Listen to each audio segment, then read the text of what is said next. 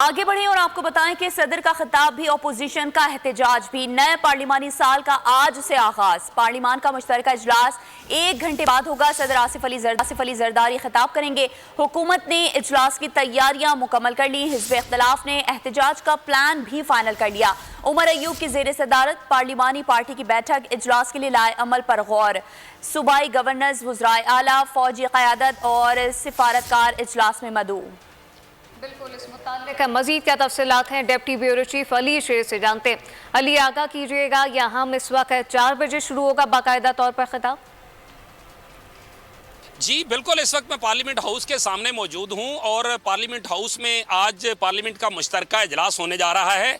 ये इजलास जो है ये बुनियादी तौर पे एक ट्राइका होता है, जिसको आइन में ट्राइका करार दिया गया है, और वो है कि सदर पाकिस्तान, सेनेट और कौमी असम्बली ये मिलकर पार्लियामेंट बनता है। तो एक तरह से कहा जाए कि ये जो पार्लियामेंट का इजलास है, इसमें जब भी नई हुकूमत आती है या नया पार्लिमानी साल शुरू होता है, तो पार्लियामेंट के मुश्तरका इजलास से सदर पाकिस्तान का खिताब आइनी तकाजा है। आज सदर आसिफ अली जरदारी जो है वो 33वां खिताब करने जा रहे हैं, लेकिन 2 खास बातें हैं। एक ये कि 2 रिकॉर्ड कायम करने जा रहे हैं सदर आसिफ अली जरदारी। नंबर 1 ये कि वो दो अलग अलग हुकूमतों में सदर बने हैं, पहले सिविलियन सदर हैं, और दूसरा रिकॉर्ड ये है कि वो 7वीं बार पार्लियामेंट करने जा रहे हैं पार्लियामेंट के मुश्तरका इजलास से, जो इससे पहले कभी नहीं हुआ। कि इजलास की एक खास बात ये भी है कि इस इजलास के लिए जो सदर और वज़ीर आज़म आज़ाद कश्मीर हैं उनको भी दावत दी गई है। 4 गवर्नर्स और सूबाई वज़राए आला जो हैं उनको दावत दी गई है।